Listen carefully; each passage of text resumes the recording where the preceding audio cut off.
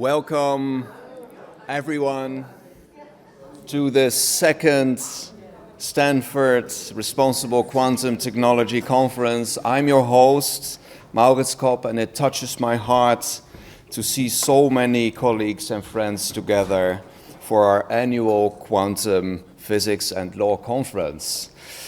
Thank you to the Stanford Law School Dean, Professor Paul Brest. Profound thanks to our faculty, Mark Lemley and Professor Hank Greeley, for being here today and for moderating a panel. Thank you to Roland Vogel, to our wonderful staff, Jody and Giselle, for your support in putting this event together. This conference is supported by DAIKI, the University of Copenhagen Center for Advanced Studies in Bioscience Innovation Law, CEBIL, and the NOVO NORDISK Foundation INTER-CEBIL program. Thank you for your generously supporting our mission. Over the past 2 years, I had the honor to lead an interdisciplinary team of leading lights, and together we conceptualized what responsible quantum technology amounts to without breaking the laws of physics. And our work resulted in several foundational papers published here at Stanford, at Harvard, at Nature. What's more, we established the Stanford Center for Responsible Quantum Technology, inaugurated on our beautiful campus last December by Dutch Prime Minister Mark Rutte. And as its founding director, I will do everything in my power to ensure that quantum research and innovation efforts meet societal demands. Guided by a framework for responsible quantum technology, and we expanded the center with an accomplished group of fellows and affiliated faculty who will present their RQT projects today. And please join me in thanking our RQT team for their intellectual energy and dedication.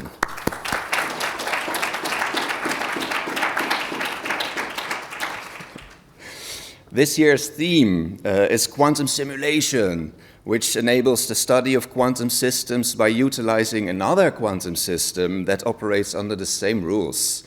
Alexandra Waldherr and her team will demonstrate real-world and visionary use cases.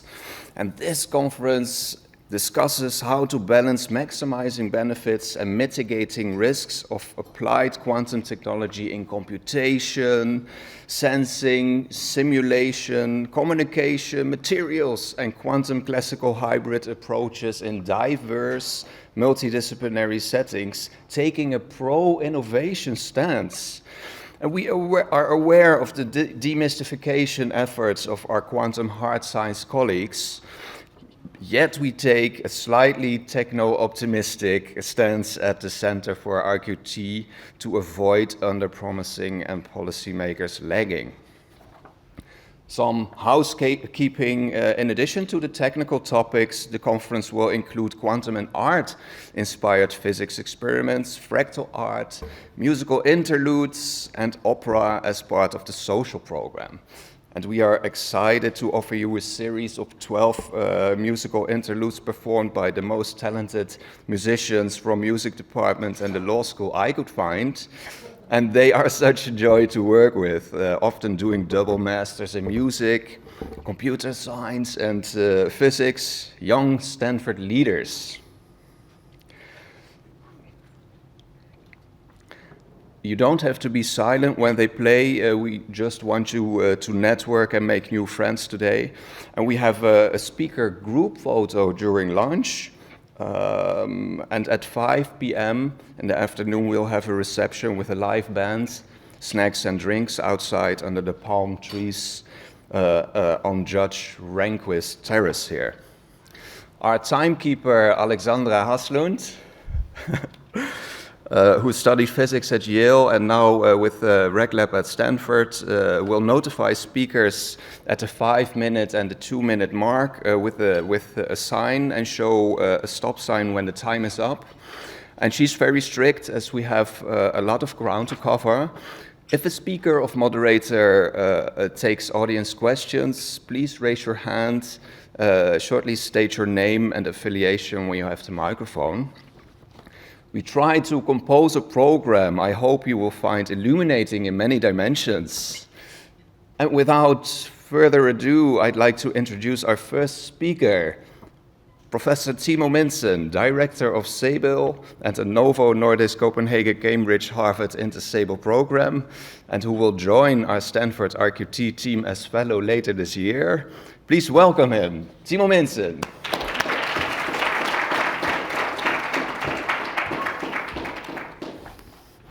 Thank you so much, Mauritz, for these kind words and for all the work you've put into this conference and building up the center. It's really highly impressive.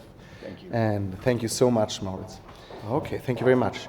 So I'm supposed to talk today. Can I also go back or just forward? Okay. So I'm supposed to talk today about our International Collaborative Bioscience Innovation and Law program, in particular the quantum-related studies that we have in this program. So this is one of many projects in my center at the University of Copenhagen, but by far the largest and the backbone of our research is the Novo Nordisk Foundation program, the INTER-CEBIL program. INTER-CEBIL stands for International Collaborative Biomedical Innovation Law program. It has been established in 2018 based on around about 5 million euro grant for a legal and regulatory research project awarded by the Novo Nordisk Foundation. It involves eminent partners from Copenhagen, from Cambridge, from Harvard. We also work a lot with Mauritz. And we have now been granted a second tranche of funding in October 2023, which is about the size of 7 million euros for this regulatory project. Since we don't need any labs or anything like that, we are regulatory legal scientists, but work interdisciplinary. There's a lot of things we can do with this money. And as you see in these slides already, we are engaging very much with civil society, governments, patient organizations, public bodies, and of course also the industry. This is very important to us, and to build bridges. That's why you see the bridge at the INTER-CEBIL logo between the research stages and the actual applications and the founding of companies based on the research. So this is very important to us to build bridges over the so-called valley of death in innovation. We have, of course, had quite an impact. That's why we got the second tranche of funding, more than 250 publications since 2018 in high-impact journals. We wrote books and so on and so on. It is also very important to us to interact with the greater ecosystem, so we act as advisors to the WHO, the USPTO, IIPO. We had some work with NASA, OECD, the FDA, the EU Commission, and this kind of interaction is very important to us. And I'm just running through this very quickly because I think it shouldn't be the main thrust of my talk here. The idea now is, with this new CEBIL program, is to take our high-level impact and to let it trickle down to where the action happens, where small, medium-sized companies are founded. And this was also what the Novo Nordisk Foundation was very interested in. So we want to take our achievements, our insights, and the conceptualized knowledge that we have gained to operationalize our knowledge and to engage in result-oriented collaboration with stakeholders, exerting influence for regulatory improvements, for example, on-the-ground support for use cases, and research-based solutions. So we started out with studies in 2018 in antibiotics, orphan drugs, precision medicine, new uses for known drugs, and drug manufacturing and biologics. We have now extended it to new areas such as sustainable innovation, pandemic preparedness and antimicrobial resistance, and also advanced medical computing, which is hosting our quantum projects, because we define that very broadly, advanced medical computing. So this is just about the organization. So we see below a lot of use cases that we have within the Copenhagen environment, but we also want to extend this to the Boston environment and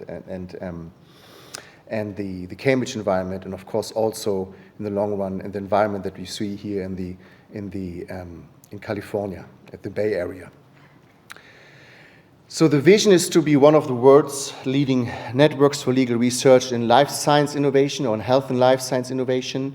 It is based on a strong connection, strong network of legal experts, including also Matteo, Glenn sitting here, Urs Gasser sitting here, Mauritz.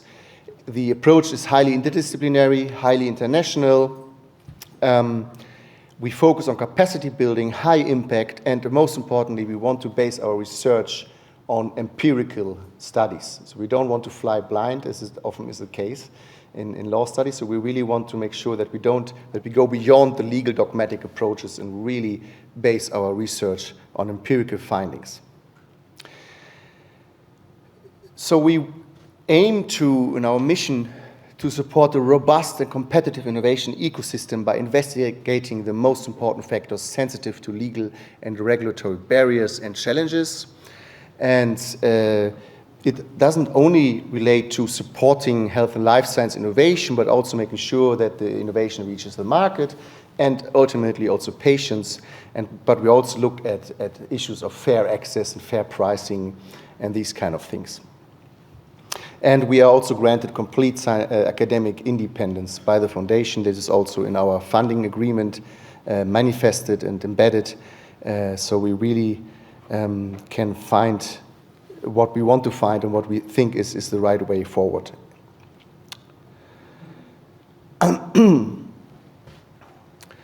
So during the next 5 years, we focus on these 3 key grand challenges, always interacting with the greater environment of government, industry, academia, civil society, patients. And this is the DNA of CEBIL, which is, by the way, also a tree in the Amazon region, used for shaman rituals and wound treating. That's why I like the name CEBIL so much. The application use cases, they are informed by these 3 studies: advanced medical computing, artificial intelligence and quantum technology, pandemic preparedness and antimicrobial resistance, and sustainable innovation, which goes into the entire ecosystem broadly defined, data infrastructures, more inclusive innovation, more inclusive clinical trials. We're looking into these areas as well. And the background to INTER-CEBIL quantum technology projects is, of course, founded in the severe, or in the potential impact that we see already coming up in the 2nd generation quantum technology applications. And it is also, I think, recognized broadly by now that LSP aspects, ethical, legal, social science, and policy implications are very important in the area. And this has also been recognized in national strategies and national reports that have recently been published, for example, in the UK and Denmark, which all also highlight, among other things, the relevance of ethical, legal, social science, and policy implication aspects. And of course, we have significant investments in quantum technology, and Denmark is punching above its weight class because we have, I think, the highest investments per capita, which doesn't mean so much because we have 5 million people in Denmark, but we have a very strong environment, a very strong tradition with the Niels Bohr Institute, the NOVO Nordisk Foundation being a big funder, and a lot of competence also in the quantum area. So actually, many companies and small and medium-sized entities, they use Copenhagen, and they are coming to Copenhagen, and they are growing in the Copenhagen ecosystem, including also Microsoft, for example. And we have a lot of centers where the NATO chose Copenhagen to be the site of the Diana Quantum Center as part of NATO's Defense Innovation Accelerator for the North Atlantic, but also in the mere research-based quantum technology activities. Copenhagen, again, punches above its weight class, I would say. So here's some view on Copenhagen and the environment that is coming up there. With Deep Tech Quantum Lab, with the Quantum for Life Center that we have there, and many companies now kind of entering into Copenhagen. In the health and life science area, we see the most important applications within the data security protection with quantum cryptology and cryptography space. We think there is a strong potential, and Matteo will later talk about that and how far that is really actually actually happening or it is just wishful thinking. But we also see in the screening, testing, disease diagnosis area with quantum optics and sensing a lot of potential. And of course also in the optimization of drug testing and drug design, for example, through quantum simulation, which is of course the topic of today's event. And we have some really eminent researchers as well in the Quantum for Life Center in Copenhagen, such as Matthias Christiandl, who has a Cambridge and Technical University of Munich background. The Quantum for Life Center is an interdisciplinary research center funded by the NOVO Nordisk Foundation as well. And by combining research in quantum physics, mathematics, chemistry, and data science, the goal of the center is to develop strategies for the quantum simulation of biomolecules and show proof of principle demonstrations of their main functioning on atom-based experimental platforms. And it is hoped that this will contribute to the faster development of new drugs, as well as speed up the computationally demanding tasks of analyzing and interpreting large amounts of biological data, both essential to the medical industry of tomorrow. And Matthias is also somebody which we want to work with more closely. So we're just starting up everything, we're hiring the postdocs, and we're very hopeful that we have a good collaboration with them. And of course, we don't want to be party poopers, right? When you enter to these events and lawyers say, hey, you need to regulate, you need to do this and that, you know. Quantum scientists, they also need to play in the sandboxes. And it is very important that innovation is not killed by too much regulation, and that we find reasonable adaptive approaches towards interacting with the quantum sciences. So it's very important for us to not scare them off. So I also could see that first there was a lot of skepticism. Why should lawyers be involved who don't even understand the technology? But this is, we have to start somewhere. But we are very humble, we are very careful because we want to support innovation and the beneficial part of the dual use issue. We want to support that and prevent negative implications. So this is really our idea. And the focus areas of INTER-CEBIL's research plans in quantum tech, all based on evidence-based and rigorous research. Sorry, there's some text missing there. But we will look, for example, into innovation ecosystems, mapping the innovation landscape of quantum computing and quantum technology. We started to do that already. It's already published very broadly in an IRC paper. We now want to do this landscaping more specifically into particular medical applications, for example. And Matteo will also talk more about that. We want to look at patents and the IPR system, even though much is hidden by state secrets and trade secrets. Patent landscaping nevertheless gives us a good idea, a good indication of what is going on. We look at different patent criteria, such as subject matter eligibility, disclosure requirements, claim strategies, licensing strategies, role for collaboration and tech transfer. We look into the information law aspects of quantum technology, quantum safe information security and data protection, for example. And in particular, we look at quantum-resistant cryptographic algorithms that are safe and secure against potential future cryptanalytic attacks. And of course, also the idea that we need to roll out the technology as the safeguards are becoming stronger. So very important to coordinate that and to choreograph that in the right way to kind of limit the potentially negative effects of quantum de-encryption, for example.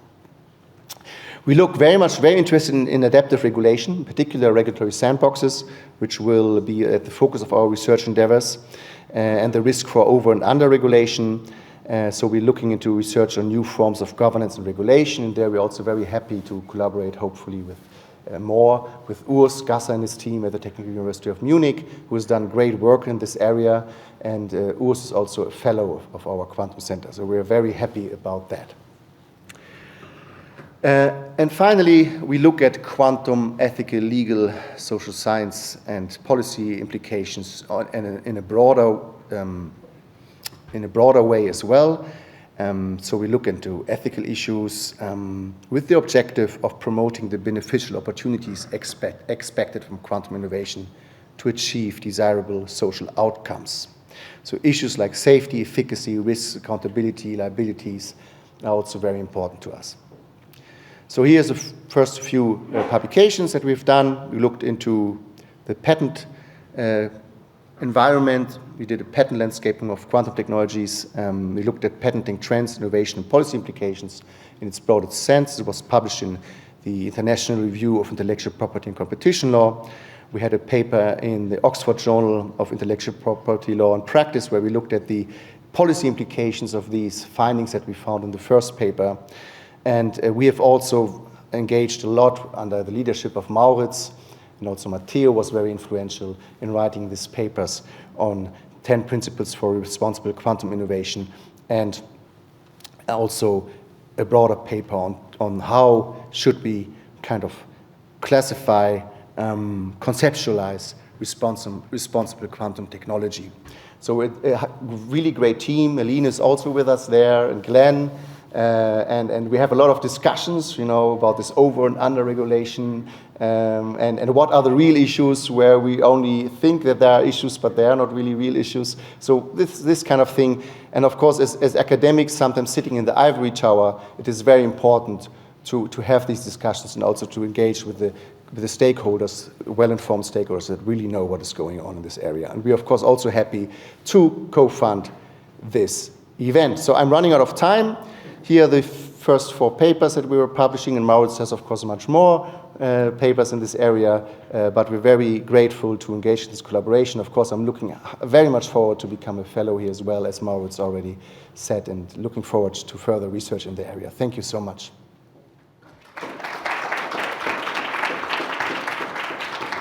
Thank you so much, Timo, for this wonderful first talk. Now we have Eline De Jong and Professor Urs Gasser giving a talk about our Nature Physics paper on responsible quantum technology. Well, good morning. It's so great to be here. And first of all, thank you so much, Mauritz, for your leadership. It's truly amazing the community you've built in such a short time. In addition to building a center and publishing papers, it's a really true accomplishment, and we're very grateful to be here today with you. So we would like to share with you a recent policy commentary that we published in Nature Physics, so building up on the theme that Timo already introduced, the question of responsible quantum innovation. And just to kick things off, this paper builds very much on a collaboration with many of you, where we've been learning about what's happening in the quantum tech space. And this is really also building on a collaboration that was mentioned before by Timo. And so what we argue in this paper are 2 things in this commentary. First, that the time has come actually to consider guardrails for responsible quantum technology development and usage. And 2, that the science community shares the responsibility in developing responsible principles and practices. So these are the 2 key arguments. And I would like just to zoom in a little bit on 2 aspects or 2 assumptions. So the why now question and why guardrails. And then, as ever, the heavy lifting will be done by Eline describing the framework. So thank you, Eline.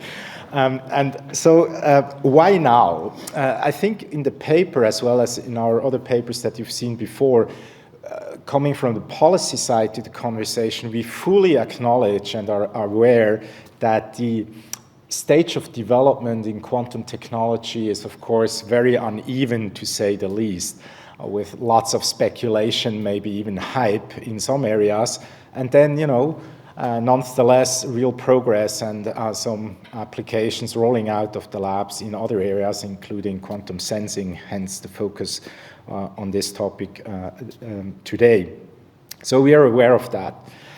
Nonetheless, we believe that the history of technology offers 2 lessons that we should consider, so the argument when we approach the quantum age. First lesson is that we tend to overestimate the short-term impact of new technology while underestimating the long-term societal consequences. And that suggests that while there may be a hype cycle right now, we should take the long view and think ahead how potentially transformative technologies such as quantum may actually shape the future of humanity and the planet. And the second lesson learned is that more often than not, social sciences, ethical considerations are more or less an afterthought once technology are already out in the wild. Take just ChatGPT and large language models and the advancements in AI as a recent example, where we've seen a lot of focus on technological innovation, but not so much in parallel the investment in thinking about the societal implications and how we manage and shape actually the socio-technological phenomena. So taken together, we believe, while it's early days in so many ways in terms of tech development, that it is important to have these conversations right now and start developing technologies. So the second quicker point is about why guardrails. So Timo already cautioned us not to jump too quickly to regulation.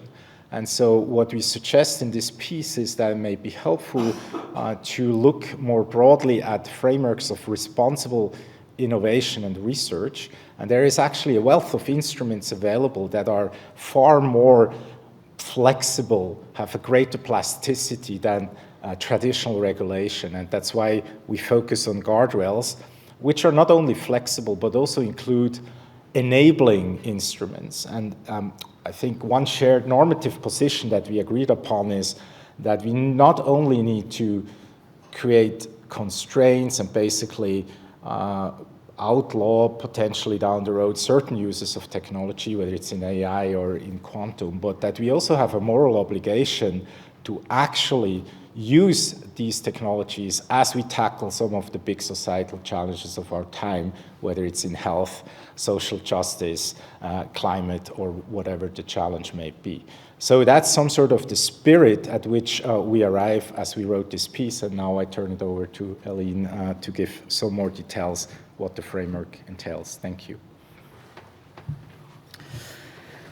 Yes, thank you very much for this, for setting the stage. And I think we could summarize the quintessence of our call by paraphrasing Spider-Man, actually. With great technology comes great responsibility.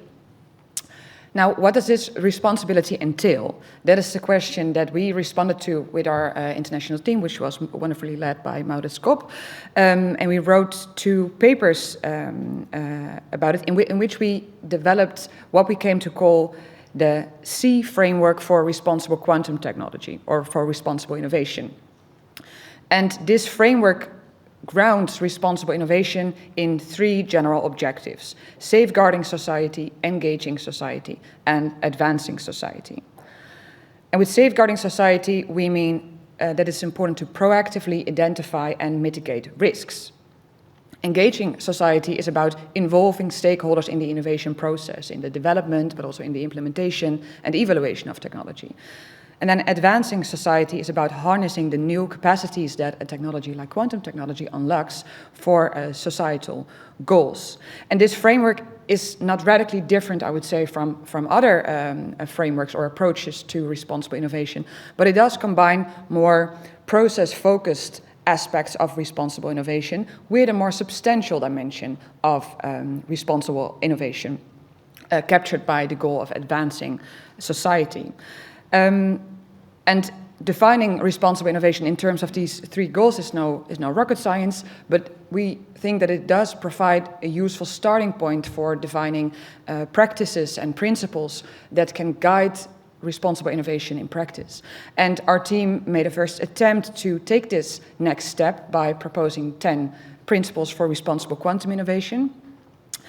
And the gist of these principles is the importance of integrating ethical and societal considerations into the innovation process right from the outset. And I think in a way, the research fellowship projects at the Center for Responsible Quantum Technology here at Stanford all aim to do this in their own way. And many of them are here today, and they will introduce their projects today, including Urs and myself.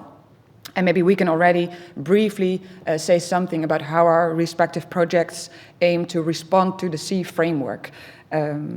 So my project is called Equipping Society for Responsible Quantum Technology, and it focuses on the philosophical, but also the more conceptual challenges that I see within the C framework. And in my next presentation, I will elaborate on 3 specific challenges that I see. But now I would like to briefly touch upon another challenge that has to do with the transdisciplinary effort of integrating ethics into the innovation process. So in our nature comment, we stress the importance that of not only engaging social sciences and humanities scholars in discussions about the societal aspects of quantum technology, but that it's also important that the scientists and engineers join in these discussions. However, we cannot expect scientists and engineers to be ethics experts as well. So I think that here lies a role for ethicists in bridging this gap. And Jantine Lunshoff, she's from the Harvard Wyss Institute, she calls this collaborative ethics.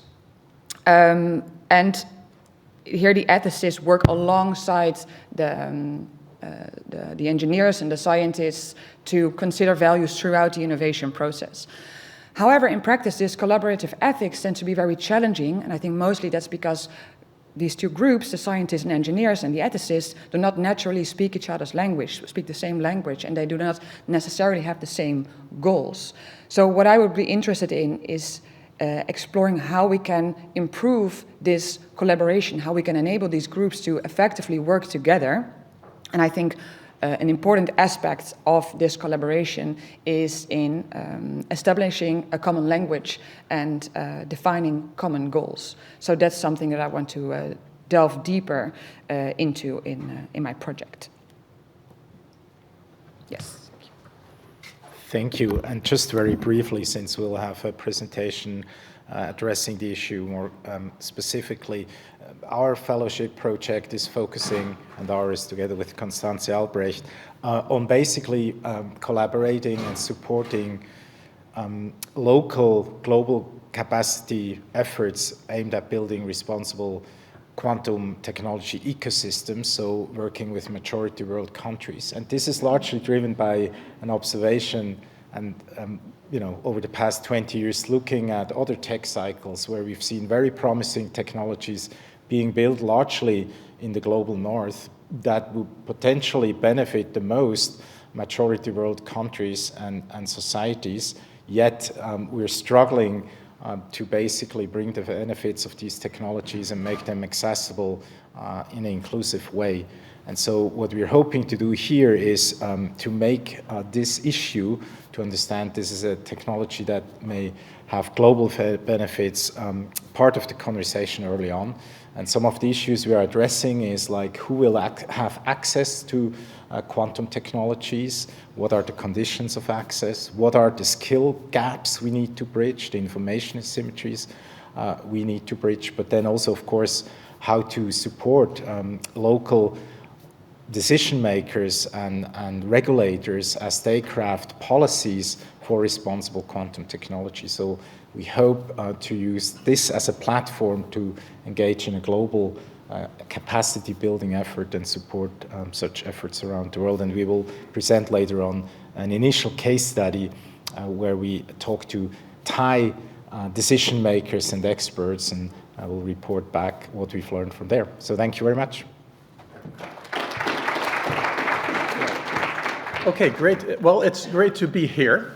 It's my first conference where I speak to scientists, people from industry, law, with such a diverse background. And it's a real, I think, exciting opportunity for me to share a little bit of science, but also the interesting experience talking to Mauritz and now others about learning about the ethics and law implications of the development of quantum materials. And I'll try, because it's challenging to speak about quantum materials in 15 minutes, to give my own personal story of how we discover that quantum materials often can bring new new technologies, new functions, things that things that are hard to achieve in classical materials. So before I start, I want to acknowledge many of the students, collaborators around the globe, many companies and funding agencies here in the US that are funding quantum technologies. And my simple outline is there in pictures at the bottom. I will go all the way from Faraday, who made tiny little gold particles look red, to how we develop new types of augmented and virtual reality devices, and then how atomically thin quantum materials can bring new opportunities and make these devices tunable.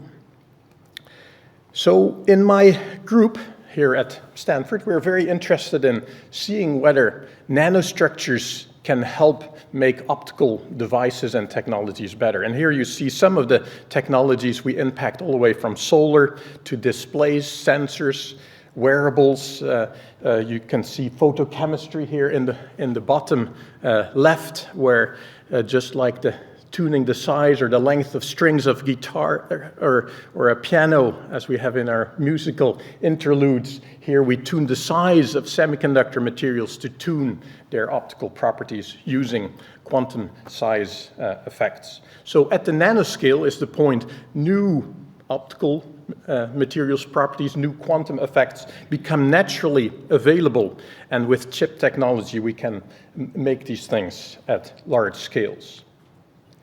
So one motivation for studying what can be done with optics at the nanoscale is in this slide here, where on the left you see a scale bar of perhaps familiar entities from dust mites, micromechanical devices, the little pits on a CD about a micron or so in size, viruses that we're very familiar with since COVID, and DNA, the fundamental building blocks of life.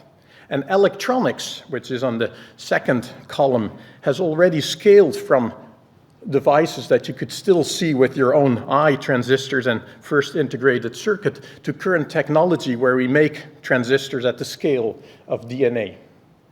And wouldn't it be wonderful if we could interface biology with electronics, but also optics and magnetics, so these technologies and life can talk more easily to each other?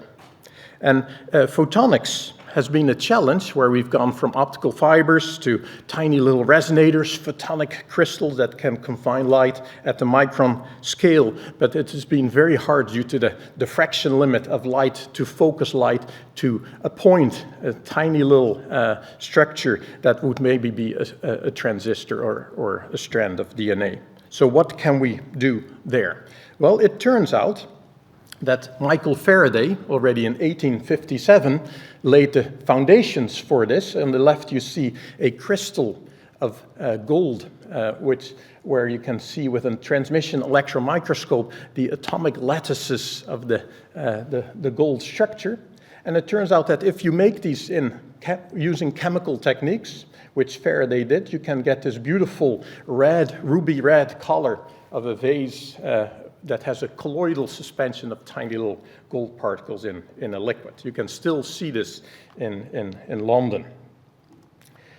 Now, the point here is that although Faraday didn't have a transmission electron microscope yet, people have learned about the optical properties of metals, and that they notably change when you go from the macroscale, the mirror you may look at in the morning, to the nanoscale, on the scale bar here, to structures that are small compared to the wavelength of light, maybe less than about 1,000th of the diameter of your hair. Then everything suddenly becomes colorful. You can see vials of gold particles that have different shapes and sizes. We can tune where light interacts with these structures on demand. Now we can control their shapes.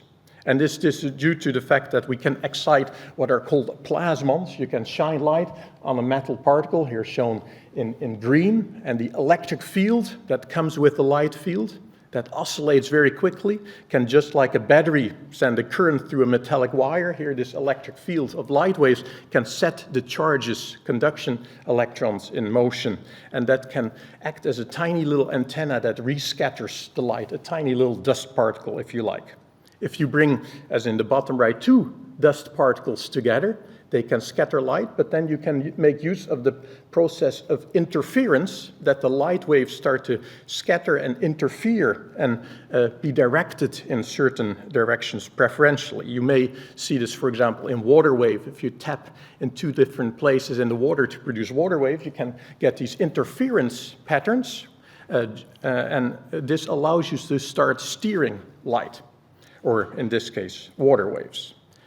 So in our field, there's a revolution happening where people have transformed from conventional optics, that's in the camera that's taking a picture of me right now, glass lenses that are shaped and polished to focus light and to create nice images. But we now transform it to what is called flat metamaterial optics, where we organize tiny little nanostructures on the surface of glass. They all scatter light, but there's light scattering amplitude and phase, depends on the size, shape, and their arrangement. So we can, for example, pattern a thin layer, a couple hundred nanometers or less, so much thinner than a hair, that organizes the scattering, so a flat structure can act as a lens or redirect light, shape the wavefront, and we're trying to build now tools that can pattern these structures over large areas. So we, for example, can pattern new types of security features on bills, or we can make transparent antennas by organizing metallic structures. These antennas can sit on the windshield of your car, or on top of your iPhone, or even your glasses, and they will be almost invisible, but at the same time can perform a function of an antenna. And these can now, with these big machines on the right, with a company that I'm consulting for, can be printed on large sheets of plastics and glass at about 150 meters per minute. So we try to make nanostructures at a rate where we hopefully can start competing with printing newspaper. So we've built interesting things with this. We can make features on our glasses that tap off a little bit of light, as shown on the left, tiny structures that allow us to look at the light that falls into your eye. We redirect a little bit off to the side to detect that light, to see what light or information falls into your eye. We've made, in the center, transparent photodetectors that don't disturb the light as it falls into your eye, but we can make red, green, and blue ones and mimic the functions of your eye. We've worked on eye tracking devices on the right, where we make nanostructured layers that are invisible to the eye, but at the same time allow infrared light to image where your eye is looking at. So all sorts of new technologies are being developed with flat optics, but there is still one challenge.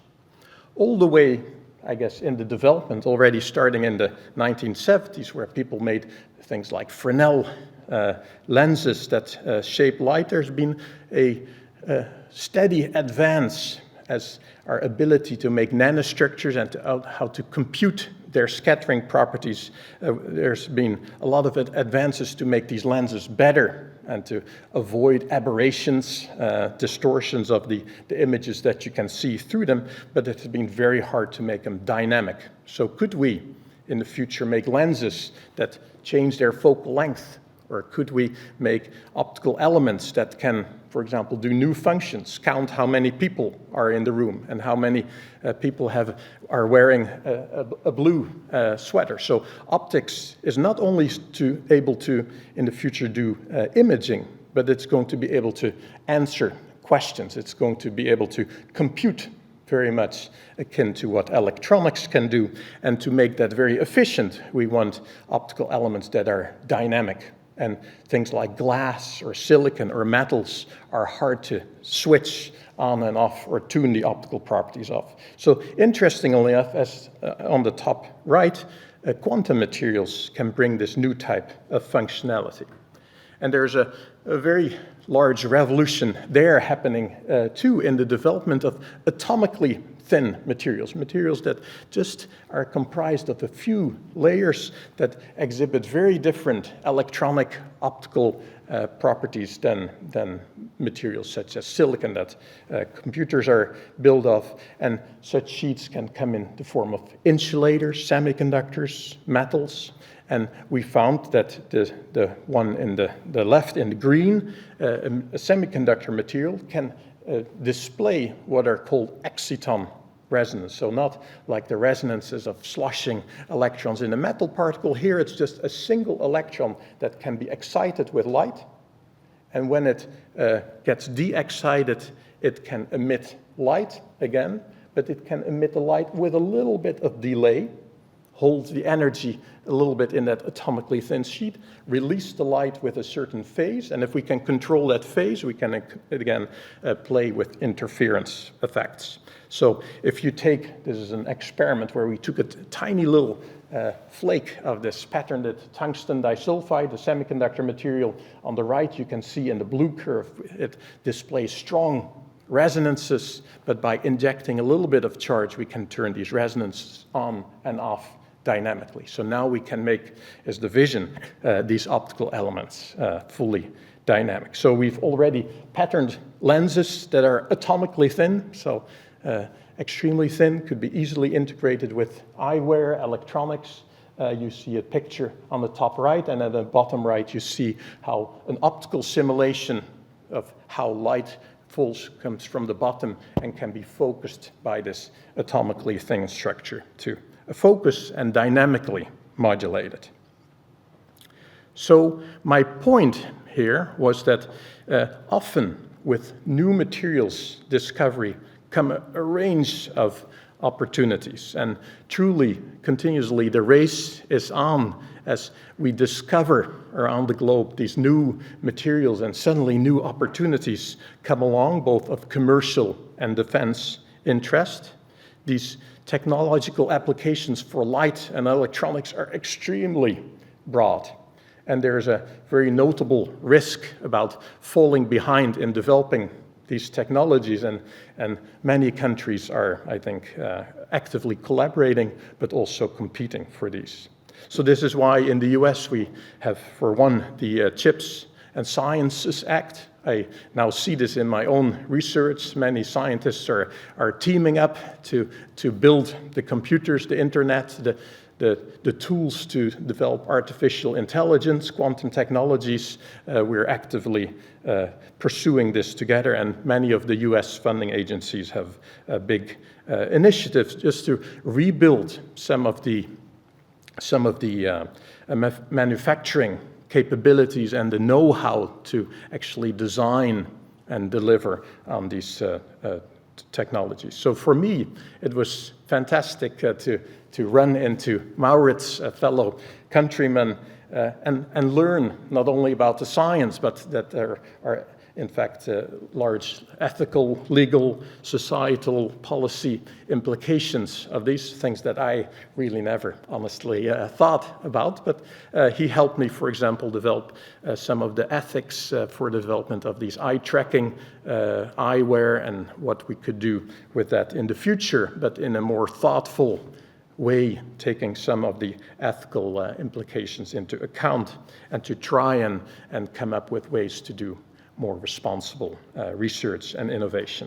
So with that, I want to finish here and just have this as one example. I think a scientist you would ask up here would come with his or her own personal story. Hopefully I've illustrated that new materials that have quantum effects often bring completely new opportunities for us, sometimes to surprise, but it's important to start working together, and I very much welcome this opportunity to learn from you how to put this in context. So thank you so much for your attention.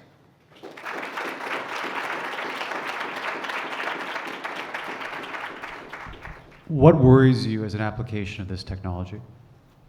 Sorry. What worries you? So an application of this technology that makes you nervous? Well,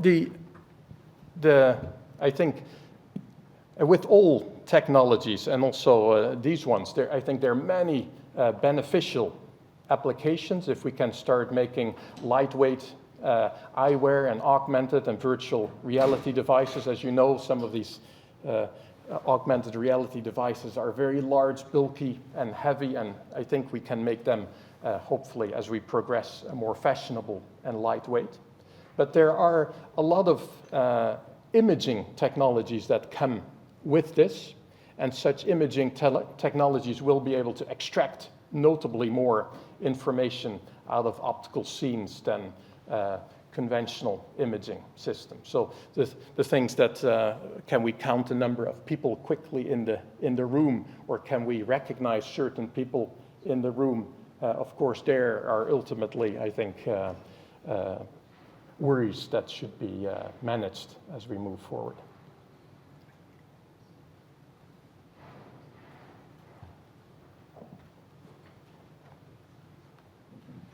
So how much research has been done specific to quantum computing with your research? Yeah, so I guess the field of optics is extremely broad. Some of these atomically thin materials display defects where, for example, an atom is missing, and such defects can display optical transitions that can be used to make new types of sources for quantum optics and quantum computing.